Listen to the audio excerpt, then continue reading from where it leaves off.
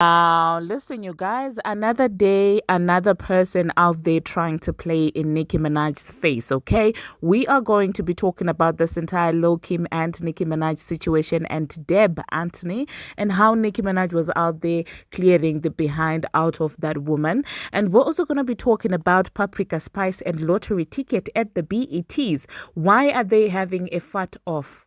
Like at this point, I don't understand. Is this what the BETs have, come to? Now, we're also going to be talking about the highlights of the BETs as well. Now, these are some of the things that we are going to be talking about in this video. Hello, tea lovers, and welcome to the Tea Plug. I trust you guys are doing well, and I trust you are doing great. Personally, I am doing great, you guys. I am doing extremely amazing. And without further ado, let us dive straight into today's tea. So first of all, let us talk about Nicki Minaj and Deb Anthony, okay? Now, one interviewer asked Deb if, Nicki Minaj would ever consider a reconciliation with Lil Kim, with the Transformer, and, all the other females that she has had issues with. And Deb Anthony was like, oh, yes, I did reach out to Lil Kim, and Lil Kim, nah, there was not that. She was not willing to do that. And basically from how she said it, she made it seem like, Nicki Minaj had sent her to try and make peace between her and Lil Kim, okay? And then she was like, oh, well, Nicki's probably not going to like this when she hears this, but well, this is what happened, okay? So honestly speaking, I don't understand why she would sit there knowing how much commotion it would cause and make it seem like Nicki Minaj sent her to try and reconcile with Lil Kim and Lil Kim declined. I don't understand what that was about, okay? First of all. And another thing, I do feel like it's a controversial question that she could have said no comment and moved on. But the fact that she went out of her way and reached out to Lil Kim on Nicki Minaj's behalf, okay, without telling Nicki Minaj, and now you're sitting in interviews talking about it, making it seem like Nicki Minaj is so desperate to make peace with this girl, and this girl is the one who doesn't want to make up with her. No, what we are not going to do in 2024 is make it seem like Nicki Minaj is out there begging Lil Kim for a reconciliation, okay? She reached out when it was necessary. Kim made it clear that she was not interested, and that's that. Do you understand what I'm saying? That's that. And Lil Kim even tried to bait Nicki Minaj into having a versus battle and things like that, and she paid it dust. So I don't understand this entire situation. But then, you guys, to be fair, if we look on the other hand, maybe Deb felt like if she does make it clear that also even Kim doesn't want the reconciliation, then people would stop saying that Nicki Minaj is the one with issues. It could have maybe been from such a place where she wanted to make it clear that, well, it's not only Nicki Minaj who does not want the reconciliation. Maybe that's what she thought she was doing. But either way, I felt like it was necessary to answer that because, of course, people started running with narratives that, oh, wow, now she wants to come and beg Lil Kim. Now she wants, people are always waiting for an opportunity. Like, either way, that's the thing. Either way, when it comes to Nicki Minaj, people will always be in a narrative, okay? Even now, like, some are like, oh, so you see, she's very prideful. She won't apologize. And I'm like, apologize for what? Exactly. Anyway, it seems like Nicki Minaj was like, not today, Satan, okay? This is what she said on her Twitter. She said, Deb, isn't it funny how you left out the biggest part of the story? And then she took a break. This I was like, okay.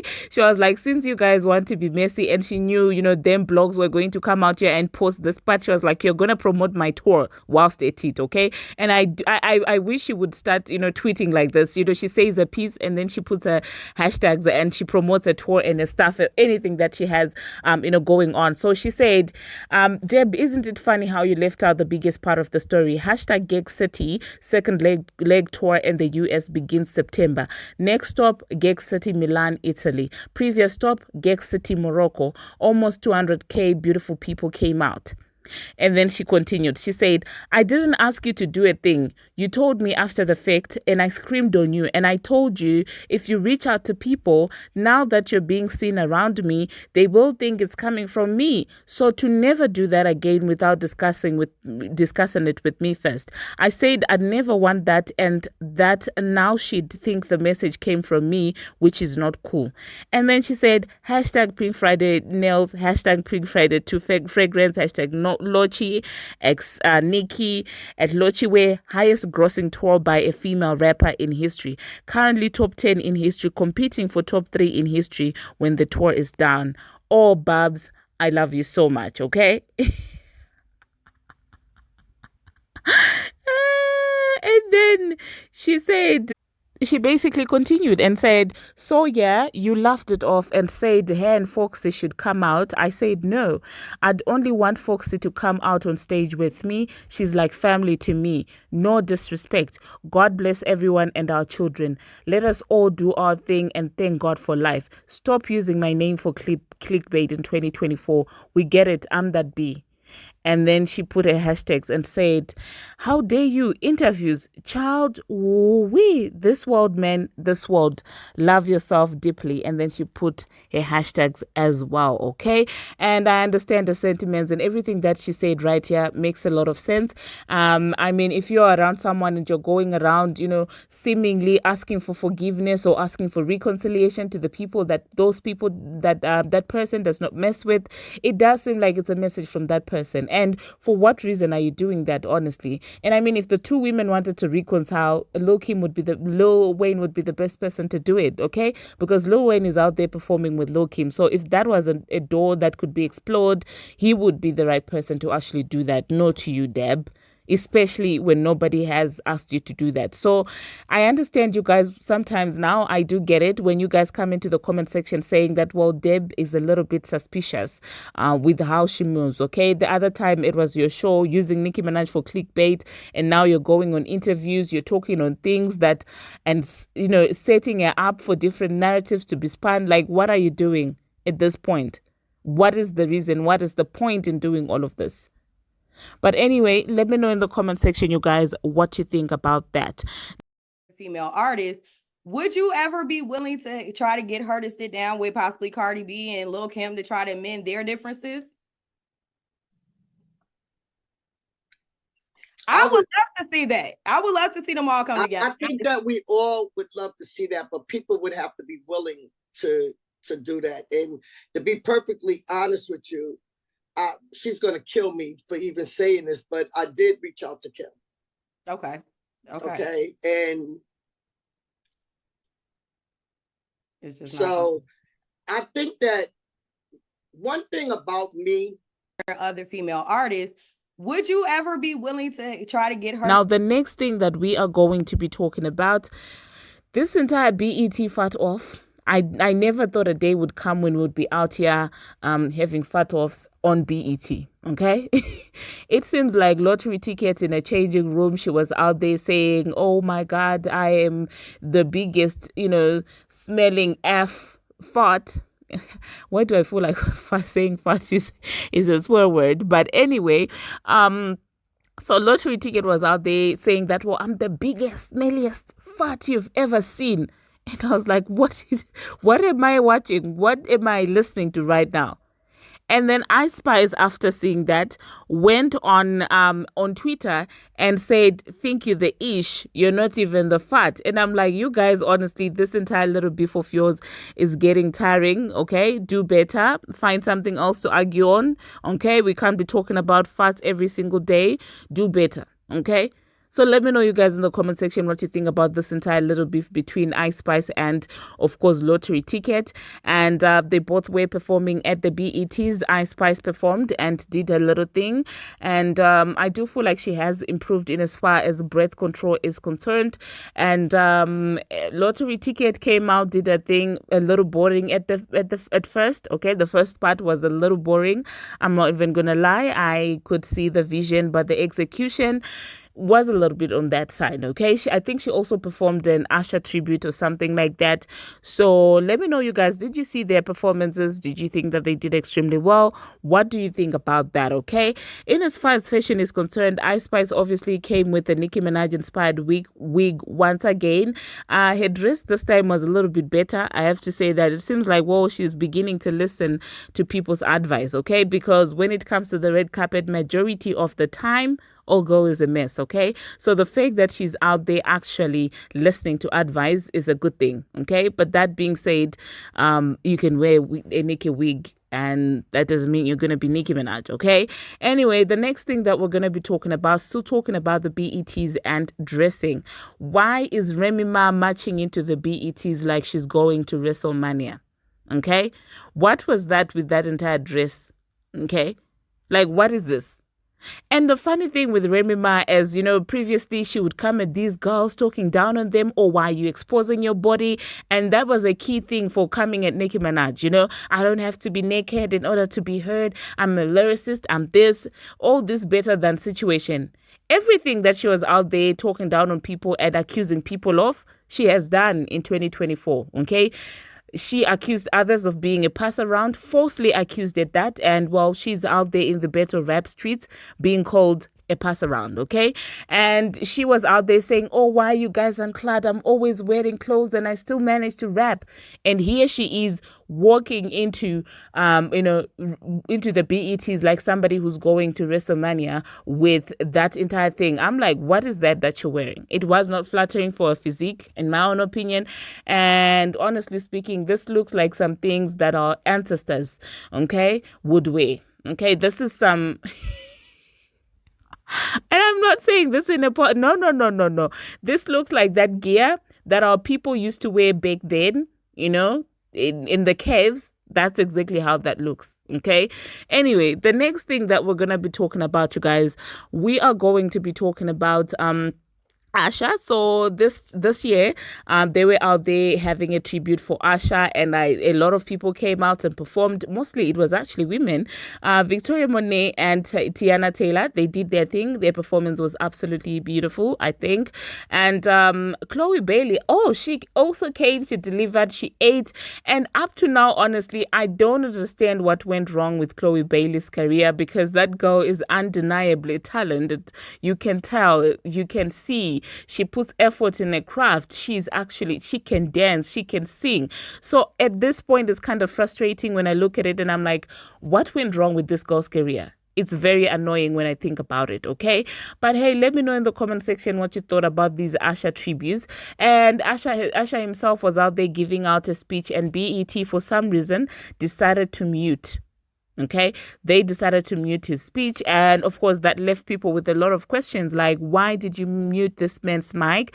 Is it because, was he talking about the Didla? What was he talking about that was so bad for you to cut it off? Because I mean, if you had time for all these tributes to him, you sure could have allowed him to talk. Do you understand what I'm saying? So let me know in the comment section. I honestly didn't understand the vibe with that, okay? Now, the next thing that we're going to be talking about, you guys, speaking about people who are talented and are not getting, the flowers that they deserve. It seems like Normani also had to cancel her BET performance. And I guess that is according to her not feeling well. She said that whilst she was rehearsing for the BET performance, she, had an injury and she will not be able to perform, okay? So yeah, that's kind of sad. I will wish her a speedy recovery on that. And the next thing that we are going to be talking about, you guys, speaking about the BETs, Miss Red was also out there giving out a performance. And one thing about Miss Red is the crowd loves her. For some reason, the crowd really loves her. And some people say that, oh, well, that's because she's authentically herself and things like that. And yeah, she came out, she did a thing. And with this entire "You're My Everything," that song will forever be funny to me, not in a bad way, in an actual good way. That song is very funny to me because the melodies, the vocals are very lazy vocals. And to me, that, I don't know, it gives an I don't give an F kind of feeling, okay? And I feel like that's what makes people love her, because everything seems to be like playful for her. And speaking about her, she was sitting together with Chief Keef, for the BETs and stuff like that, and people were like, oh my goodness, we know Kayla is throwing her feet out there, oh my god, and things like that. And I'm like, these period juice fighters, honestly, no, man, like, you can't be fighting over Chief Keef like that. And I think Kayla did also react to that, to Miss Red sitting next to Chief Keef saying, oh, that's a man or something like that. Okay, so yeah, let me know in the comment section, you guys, what you think about Miss Red and Kayla B fighting over fighting over Chief Keef. Now, speaking about that, the last time you guys were like, well, when I say that, Sexy Red and everything that MC Light was saying about, the period juices and things like that, you were like, oh my God, she never said period juices. It's Kayla who said that. And I'm like, I know that is Kayla who said period juices. But Miss Red actually said something even more worse, like getting eaten whilst she's on a period. Okay. So I did not want to say that in this video. That's why I decided to summarize everything by saying period juices. So I very well knew what I was doing by that. I just felt like it was disgusting to say that, somebody would prefer to get eaten and whilst they're on their period. That was even worse to say. But since you love it, well, there you have it. I've said it for you. That's what Miss Red said. Anyway, the next thing that we are going to be talking about, you guys, we are going to be talking about Jetavia. Jetavia is out there doing, charity work, coming through for her fans.